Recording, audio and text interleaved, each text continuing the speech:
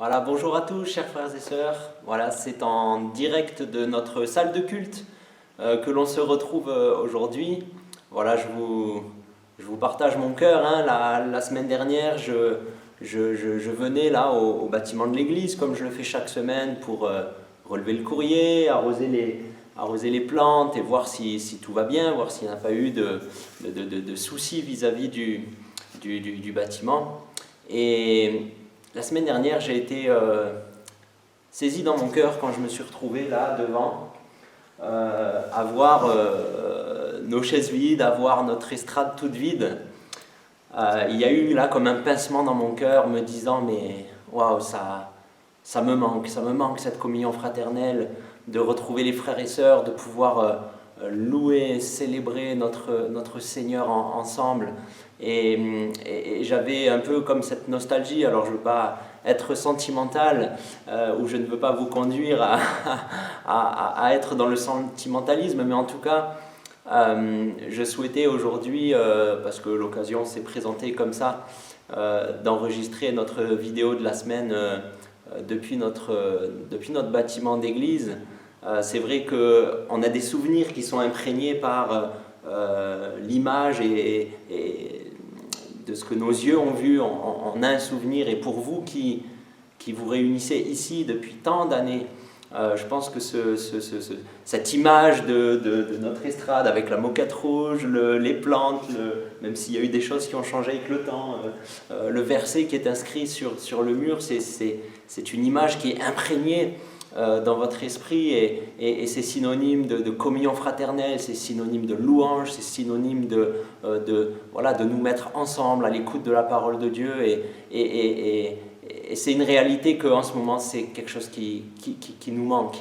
Et voilà, je pense que pour vous partagez ce sentiment de se dire vivement qu'on puisse se réunir. C'est vrai que ce ne sera pas forcément tout de suite, même si on est à quelques jours du déconfinement. Nous sommes sages vis-à-vis de cela. Nous attendons aussi les directives, les recommandations de notre mouvement national, du CNEF. Et je crois que vu le contexte, vu ce qui s'est passé aussi au début de cette épidémie, nous devons être sages et rendre un bon témoignage aux autorités, en ne nous précipitant pas à tout de suite reprendre des rencontres. Bien sûr, il y aura tout un protocole sanitaire, il y aura des choses à mettre en place, et nous voulons le faire sérieusement afin de pouvoir nous retrouver dans de bonnes conditions. C'est vrai que cela ne va pas être un retour immédiat à la vie normale personnelle, à la vie normale d'église, mais en tout cas, on vous tiendra informé dans les jours qui viennent de ce qui peut reprendre ou pas. En tout cas, c'est clair que nous souhaitons protéger les plus fragiles au milieu de nous, fragiles en santé, aussi, comme il est dit, personnes à risque en fonction de l'âge, et nous voulons être sages vis-à-vis de cela. Et voilà, on vous informera de ce qui est décidé pour la suite. En tout cas, aujourd'hui, on continue ensemble cette réflexion de nous recentrer sur l'essentiel, avec ce 8e épisode sur nos liens fraternels, cette communion fraternelle tellement bénissante, tellement enrichissante, dont nous avons tant besoin. Alors, j'aimerais partager avec vous ce passage de Galates, chapitre 5, à partir du verset 13. Galates 5, verset 13. Et avant de faire la lecture, la dernière fois, nous avons parlé du fait de nous édifier les uns les autres, et de nous exhorter les uns les autres. Et je crois que de tout mon cœur que si le Seigneur nous demande cela, il ne nous laisse pas orphelins. Au contraire, il nous donne tout ce dont nous avons besoin pour le vivre. Et ce qu'il nous a donné, c'est son esprit en nous. Et dans cette vidéo et dans la prochaine vidéo, nous verrons ensemble que si le Seigneur nous invite et nous appelle à nous édifier les uns les autres, il nous donne premièrement le fruit de l'esprit, et il nous donne deuxièmement, là, ça sera la prochaine vidéo, il nous donne les dons de l'esprit, les dons de service pour nous servir les uns les autres. Voilà, alors Galates 5, verset 13, et nous lirons jusqu'au chapitre 6, verset verset 10. Alors on le lit ensemble. Frères et sœurs, c'est à la liberté que vous avez été appelés, seulement ne faites pas de cette liberté un prétexte pour suivre les désirs de votre nature propre. Au contraire, soyez par amour serviteurs les uns des autres. En effet, toute la loi est accomplie dans cette seule parole, tu aimeras ton prochain comme toi-même. Mais si vous vous mordez et vous dévorez les uns les autres, attention, vous finirez par vous détruire les uns les autres. Voici donc ce que je dis, marchez par l'esprit, et vous n'accomplirez pas les désirs de votre nature propre. En effet, la nature humaine, la chair, a des désirs contraires à ceux de l'esprit, et l'esprit a des désirs contraires à ceux de la nature humaine. Ils sont opposés entre eux, de sorte que vous ne pouvez pas faire ce que vous voudriez. Cependant, si vous êtes conduits par l'esprit, vous n'êtes pas sous la loi. Les œuvres de la nature humaine sont évidentes. Ce sont l'adultère, l'immoralité sexuelle, l'impureté, la débauche, l'idolâtrie, la magie, les haines, les querelles, les jalousies, les colères, les rivalités, les divisions, les sectes, l'envie, les meurtres, l'ivrognerie, les excès de table et choses semblables. Je vous préviens, comme je l'ai déjà fait, ceux qui ont un tel comportement n'hériteront pas du royaume de Dieu. Mais le fruit de l'esprit, c'est l'amour, la joie, la paix, la patience, la bonté, la bienveillance, la foi, la douceur, la maîtrise de soi. Contre de telles attitudes, il n'y a pas de loi. Ceux qui appartiennent à Jésus-Christ ont crucifié leur nature propre, c'est-à-dire la chair, avec ses passions et ses désirs. Si nous vivons par l'Esprit, laissons-nous aussi conduire par l'Esprit. Ne soyons pas vaniteux en nous provoquant les uns les autres, en nous portant envie les uns aux autres. Frères et sœurs, si un homme vient à être surpris en faute, vous qui êtes spirituels, redressez-le dans un esprit de douceur. Veille sur toi-même, de peur que toi aussi tu ne sois tenté. Portez les fardeaux les uns des autres et accomplissez ainsi la loi de Christ. Si quelqu'un pense être quelque chose alors qu'il n'est rien, il se trompe lui-même. Que chacun examine ses propres œuvres, et alors il aura de quoi être fier par rapport à lui seul, et non par comparaison avec un autre, car chacun portera sa propre responsabilité. Que celui à qui l'on enseigne la parole donne une part de tous ses biens à celui qui l'enseigne. Ne vous y trompez pas, on ne se moque pas de Dieu. Ce qu'un homme aura semé, il le récoltera aussi. Celui qui sème pour satisfaire sa nature propre récoltera d'elle la ruine. Mais celui qui sème pour l'esprit récoltera de l'esprit la vie éternelle. Ne négligeons pas de faire le bien, car nous moissonnerons au temps convenable si nous ne nous relâchons pas. Ainsi donc, pendant que nous en avons l'occasion, pratiquons le bien envers tous et en particulier envers nos proches dans la foi. Il y a tout ce passage d'exhortation que Paul donne aux Galates et l'on voit que Paul exhorte l'Église à porter le fruit de l'Esprit. Bien sûr, il affirme que la chair a des désirs contraires à ceux de l'Esprit et l'Esprit a des désirs contraires à ceux de la chair. Et je crois que nous qui sommes enfants de Dieu, nous qui avons reçu la vie éternelle par l'Esprit, nous sommes exhortés à manifester ce fruit de l'Esprit, mais aussi à marcher selon l'Esprit. Et on voit là que Paul met une distinction entre vivre par l'Esprit et marcher selon l'Esprit. Paul met une distinction et il nous exhorte à marcher, à nous conduire selon l'Esprit. Et ce mot qui est là, marcher ou alors se laisser conduire, c'est le mot grec stoikeo qui veut dire avancer en rang comme la marche d'un soldat. Aller en ordre, d'un pas bien réglé, bien se conduire, bien diriger sa vie. Et s'il y a une distinction entre vivre par l'Esprit et marcher selon l'Esprit, je crois qu'il y a cette exhortation pour nous Oui, si nous sommes en vie par l'Esprit, si nous avons reçu par la foi en Jésus-Christ la vie éternelle suite à notre conversion, suite à la nouvelle naissance que le Saint-Esprit a opéré en nous, ne nous contentons pas juste d'avoir reçu cette vie par l'Esprit, mais aussi marchons par l'Esprit, c'est-à-dire marchons selon cet état d'esprit d'amour, de sacrifice, de service qui animait Jésus, qui allait de village en village, qui apportait et manifestait les œuvres glorieuses du Père, qui manifestait l'amour concret en apportant la guérison, la délivrance, en se donnant lui-même en sacrifice sur la croix.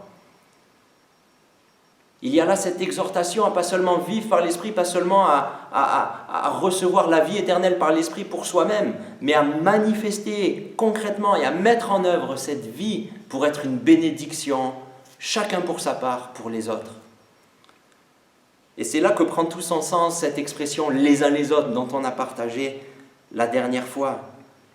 Ne nous contentons pas d'avoir reçu cette vie par l'Esprit, mais marchons, mettons en œuvre cette vie qui est en nous afin d'être une bénédiction pour les autres. Et Paul le dira aussi aux Philippiens.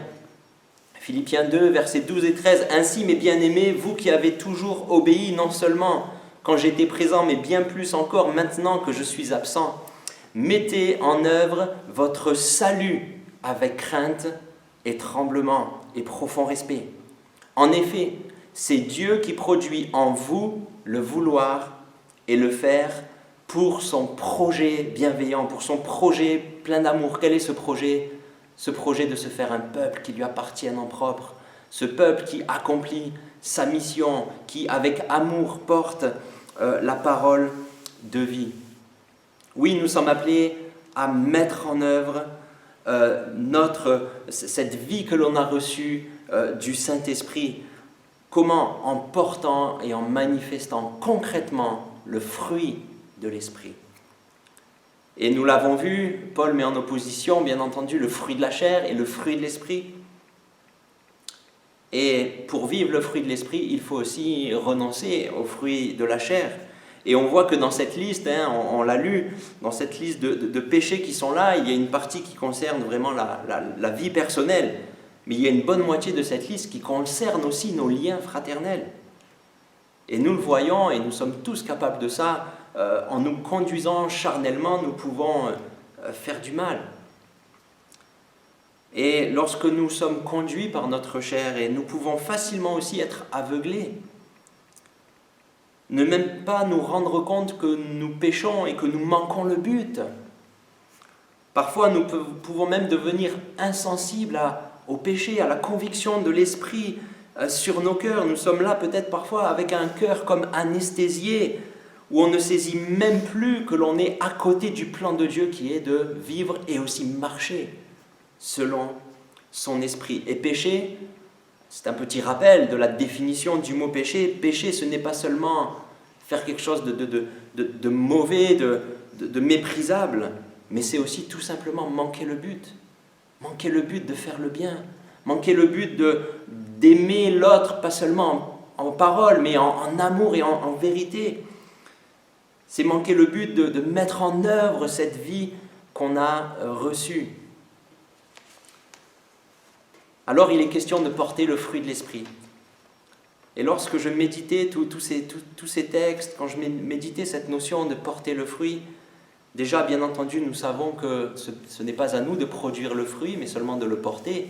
C'est le Saint-Esprit qui produit en nous ce fruit d'amour, de joie, de paix. On connaît cette liste et bien entendu, c'est le fruit de l'Esprit, ce ne sont pas les fruits de l'Esprit. On ne peut pas dire, tiens, je vais choisir la patience, mais la bienveillance, ça ne m'intéresse pas. Non, c'est le fruit de l'Esprit, c'est pas un panier avec plusieurs fruits, non, c'est une grappe de raisin avec plusieurs grains.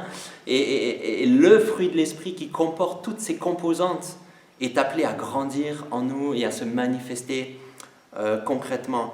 Et lorsque je méditais sur cette question du fruit, je me souvenais de cette image de l'arbre dans la parole de Dieu. Une image qui nous parle tellement. On a peut-être dans nos jardins des vergers avec les quetchs, les mirabelles et les bons fruits qu'on a ici dans la région. C'est un régal, un délice. Et on voit que quand il y a du bon fruit, ça fait du bien, c'est bon, hein, c'est bon pour chacun de nous. Et la parole de Dieu nous dit que nous pouvons ressembler à un arbre planté près d'un courant d'eau. Le psaume 1er nous parle de cet homme qui trouve son plaisir, heureux l'homme qui trouve son plaisir dans la loi de l'Éternel et la médite jour et nuit. Il ressemble à un arbre planté près d'un cours d'eau. Il donne son fruit, il donne son fruit en sa saison et son feuillage ne se flétrit pas. Tout ce qu'il fait, lui, réussit. Et bien sûr, il y a cette image du cours d'eau qui symbolise la vie de l'esprit,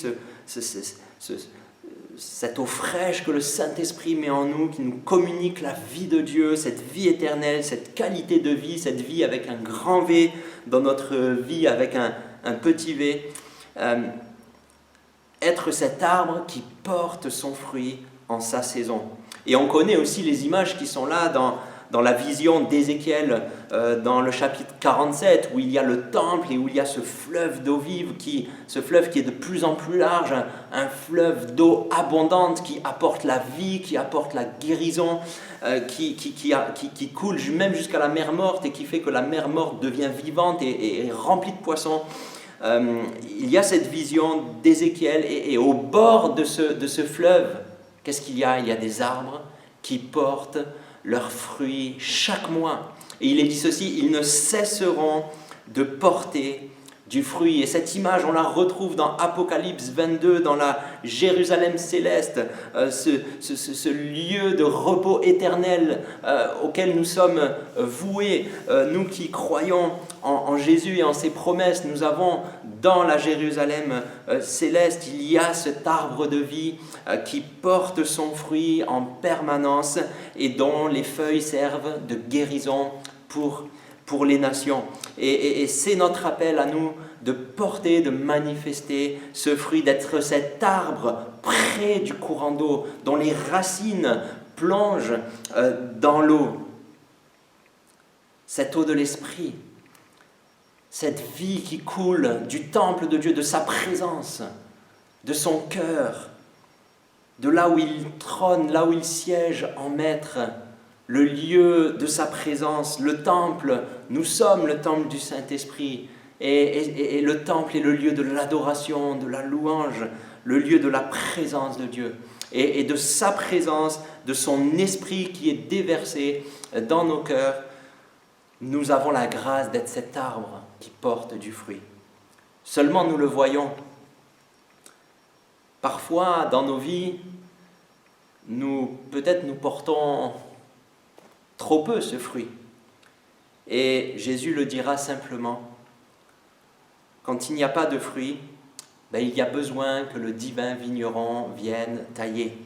Et Jésus le dit dans Jean 15, dans cette image de la vigne, il dit « Je suis le cep, vous êtes les sarments, vous êtes les branches, je suis le cep, et mon Père est le vigneron. » Et le vigneron, qu'est-ce qu'il fait ? Il s'occupe de la vigne. Le Seigneur s'occupe de nous pour nous emmener plus loin, pour que nous soyons ces sarments qui portent du fruit à la gloire de son nom. Et nous avons besoin, frères et sœurs, d'être taillés par le divin vigneron. Et que fait le divin vigneron ? Déjà, il enlève toute branche qui ne porte pas du fruit. Et les branches qui portent du fruit, il les taille, il les émonde, littéralement, il les purifie pour qu'elles portent plus de fruits. Et Jésus le dira, déjà vous êtes purs, c'est-à-dire déjà vous êtes émondés, déjà vous êtes taillés à cause de la parole. À cause de la parole. Et on voit ici que si notre appel est d'être rempli du Saint-Esprit pour porter le fruit de l'Esprit, pour manifester le fruit de l'Esprit, il y a aussi besoin de la purification de la parole dans nos vies. Et on voit que parole et esprit œuvrent ensemble pour nous purifier, nous remplir et faire de nous les hommes, les femmes que Dieu veut que nous soyons pour sa gloire et pour l'édification de son Église. Et Pierre le dira dans sa première lettre, au chapitre 1er, au verset 22, « Vous avez purifié votre âme en obéissant par l'Esprit à la vérité pour avoir un amour fraternel sincère. Alors aimez-vous ardemment les uns les autres d'un cœur pur. Et l'amour jaillit d'un cœur pur. L'amour vrai jaillit d'un cœur purifié par la parole. Alors comment manifester abondamment le fruit de l'Esprit si ce n'est en étant rempli et même débordant du Saint-Esprit? Mais comment être rempli du Saint-Esprit si le vase n'a pas d'abord été purifié?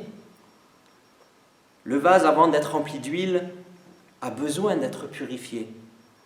Je pense que vous êtes d'accord, si vous cuisinez, si vous passez à table, si vous voulez faire une bonne salade dans un saladier, vous n'allez pas le faire dans un saladier qui est tout sale de la veille, où il y a encore de la vinaigrette qui a séché au fond. Non, c'est dégoûtant. On nettoie, on le passe au lave-vaisselle, on met un bon coup d'éponge pour que le saladier soit nickel, propre. Et ensuite, on y met ce qui va constituer notre repas.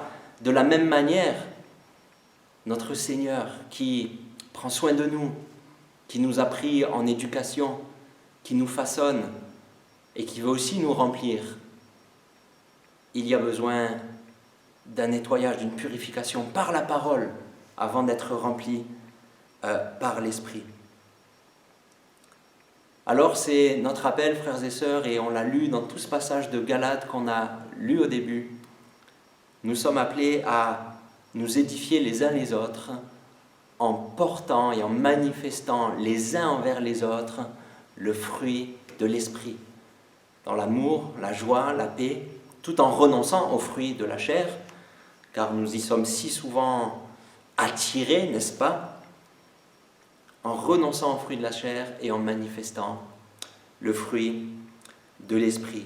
Et je crois qu'en ce qui concerne l'édification mutuelle, le fait de nous exhorter les uns les autres avec le fruit de l'Esprit, je crois que nous sommes appelés à vivre l'Église dans un état d'esprit peut-être différent de ce que l'on voit ici sur la vidéo. Qu'est-ce que l'on voit ici? Nous voyons quoi? Nous voyons des rangs. Et vivre l'Église en rang, c'est peut-être tout simplement être là, assis, quelque part inactif, peut-être consommateur. Je crois que nous sommes appelés à vivre l'Église différemment, c'est-à-dire en cercle, plutôt qu'en rang. Et c'est un état d'esprit à avoir. C'est un état d'esprit de dire, oui Seigneur, ma place dans l'Église, mon rôle, le ministère que tu m'as confié dans l'Église, c'est d'être là pour édifier mon frère, ma sœur. Et se recentrer sur l'essentiel, c'est nous recentrer non pas dans ce qu'on peut attendre de l'Église, mais de ce qu'on peut donner à nos frères et sœurs par amour, pour édifier, pour soutenir, pour encourager. Et je crois qu'il y a un état d'esprit aussi auquel renoncer dans nos cœurs. Je l'appellerai, et vous m'excuserez de l'image, de l'état d'esprit coussin. Alors bien sûr, parfois on prend un coussin pour s'asseoir dessus, même si le coussin naturel est déjà là. Mais l'état d'esprit coussin, c'est quoi? C'est de simplement être assis, de simplement protéger mon confort et de ne peut-être même pas envisager ce que je peux donner aux autres. Et dans l'Église, je crois que nous sommes appelés vraiment à nous édifier les uns les autres, à prendre soin les uns des autres. Chers frères et sœurs, c'est ce à quoi le Seigneur nous appelle. Alors plutôt que vivre l'Église en rang, on va essayer de la vivre en cercle. Et ce que nous dit la parole de Dieu, tout simplement dans 1 Corinthiens 14, 26, « Que faire donc, frères et sœurs? Lorsque vous vous réunissez, chacun de vous peut apporter un cantique, un enseignement, une révélation, une langue, c'est-à-dire un parler en langue ou une interprétation, que tout se fasse pour l'édification. Ainsi, lorsque nous vivons l'Église en cercle, nous pouvons vivre cette édification mutuelle. tellement précieuse pour grandir ensemble. Et c'est là que nous rentrons dans un cercle vertueux de croissance ensemble à la ressemblance de Jésus. Car lorsque nous recevons la parole de Dieu, lorsque nous y obéissons avec tout notre cœur, avec le secours du Saint-Esprit, nos cœurs sont purifiés. Et avec un cœur purifié, nous pouvons aimer sincèrement, nous pouvons être remplis et débordants du Saint-Esprit et être là vraiment à édifier notre frère, notre sœur qui est là assis à côté de nous, qui vit à côté de nous. Et nous pouvons là manifester le fruit de l'Esprit qui va bénir l'autre, qui va l'encourager. Et on pourra partager à notre tour la parole. On pourra l'encourager à mettre en pratique, à l'aider à mettre en pratique la parole. Et il sera à son tour purifié, à son tour rempli de l'Esprit. Et il sera capable d'en édifier un autre. Voilà l'Église. L'Église, c'est chacun de nous. L'Église, c'est ce puzzle magnifique où chaque pièce a son importance. Alors, frères et sœurs, prenons chacun notre place, au moins dans un cercle.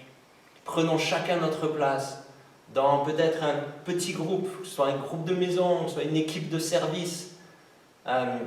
Prenons notre place, afin d'être édifiés par les autres, mais aussi d'édifier les autres et de vivre la vie de Christ dans les uns les autres.